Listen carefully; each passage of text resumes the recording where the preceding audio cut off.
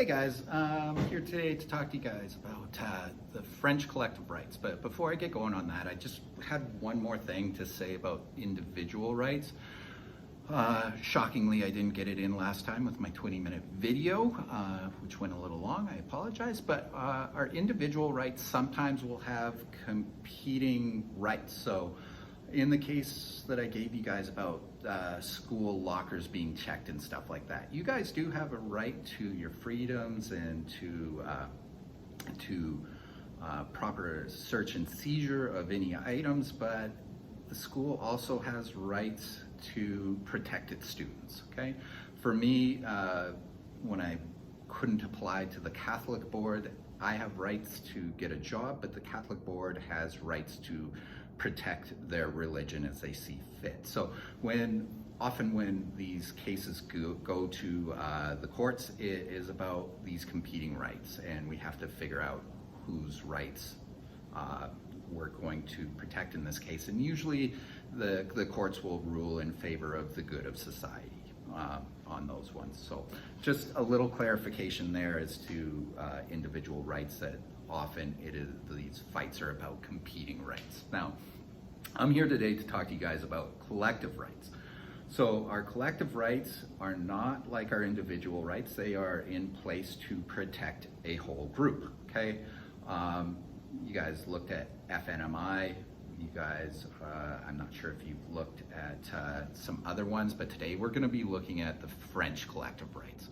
So our collective rights are basically in place to help protect cultures. Really, that's their main goal, is to give these groups that are kind of our minority groups within Canada protections to help them to maintain their cultures. So the French rights are based a lot around language, and the reason that happens is because language is such an important part of our cultures.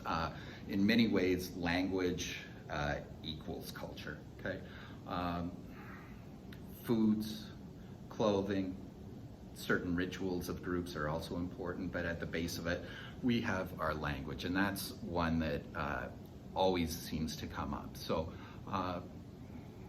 when we look at how that takes place, we can look at certain things like certain words just cannot be translated properly from one language to another. So when we lose that culture, we lose certain ideas and ways of thinking. So for instance, in French, there's a word called sautable. It's an adjective that is used to describe this feeling that you can take a family member out into public without fear of embarrassment, okay? We don't have anything like that. So it would be it's okay, I know I can take my mom out in public and she's not gonna embarrass me, but my dad, no, I can't take him out because he's gonna embarrass me. Or a group of friends might always cause embarrassment when we go out in public, but this guy's okay. So they have a word that actually describes that phenomena of like this fear or non-fear of being embarrassed in public by somebody that you know. We don't have an equivalent word for that in English. That's just one example. There's tons in all sorts of different languages, but once we lose that language, we lose that idea too. So that's partly why languages are always at the base of these collectives, okay? So our French collective rights have actually started as early as like 1867, where Canada in the PNA Act was declared a bilingual country, okay? However, over the years, there's been this fear from mainly coming out of Quebec, but from a lot of French speakers throughout the country, of making sure that the French language is protected, okay? And I think that's a great thing. Again, I know a little bit of French. I'd like to know more. It's never a bad thing to know more languages and that type of thing. For you guys, you're in here and you're learning Arabic, and that's amazing.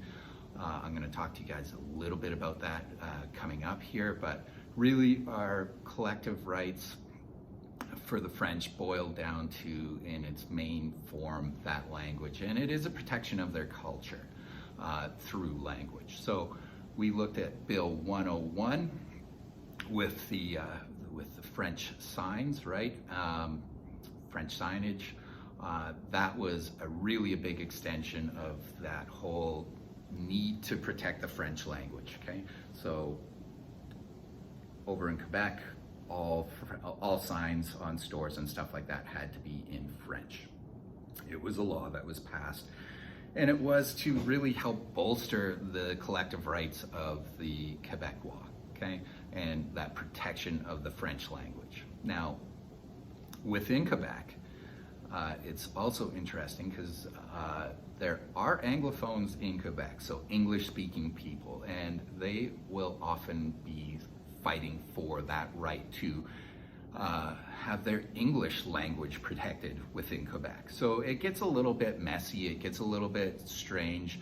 It also happens out here though too in certain pockets, not as much anymore, but the town of Bonnyville in Alberta was very much Francophone, so French speaking years ago. And I know a lot of people, I know a few people from there, they all spoke French and they were very proud of that, and they were really always big into making sure that French language rights were protected within Alberta as well. So we look at it as a very regional thing for the French collective rights, but it goes beyond that, and it also extends to regions where French is widely spoken, and then you have a lot of Anglophone kind of concerns saying, protect my English-speaking rights within this French kind of society, okay? I have a couple little personal stories that I want to share, and then I'm going to wrap it up. I want to be much quicker this time. So really the French collective rights were kind of the birth of multiculturalism within Canada. Back when the French were fighting to have French protections placed into the charter, Pierre Trudeau turned around and said, okay, I'm going to give you guys protections, but everybody kind of gets that protection now with the multiculturalism. We want to have the best of everybody's culture within Canada. We're different than the States in that respect, where we want to push forward to help people maintain what makes them them, and a big part of that is language. So within the Muslim community here in Edmonton, all you guys, I said before, coming to this school, learning Arabic and learning about your culture within the school, that's protected by the Charter of Rights and Freedoms. You can do that, and I think it's a great thing, but it helps you to stay connected to your culture. I mean, for some people have never visited where their heritage came from. I'm one of those. I've been to Germany once, very briefly and stuff, but I haven't really spent any time in the place where my family came from. So it's hard for me to keep those connections to that. And me and my brother and stuff like that, we've kind of lost it. My parents had a little bit more of it. My grandparents had way more of it. But for us, already just a couple generations away from my grandparents, we've lost kind of that connection to our heritage. And what's happening with you guys with coming to this school is your parents are doing you guys a really big favor with helping you stay connected to your heritage. Now, one last quick story. I was in Quebec about a week before the 1992 referendum, okay, where people were voting to say we're going to be part of Canada or we're going to separate from Canada. I talked to a lot of people when I was there, and the overwhelming majority said, you know what, we actually like Canada. And that was never the impression that I got. The news media always made it seem like this was a thing where people hated Canada in Quebec. Now, some people did, the majority didn't. Their fear though, and a lot of them were voting to separate that I talked to, their fear was that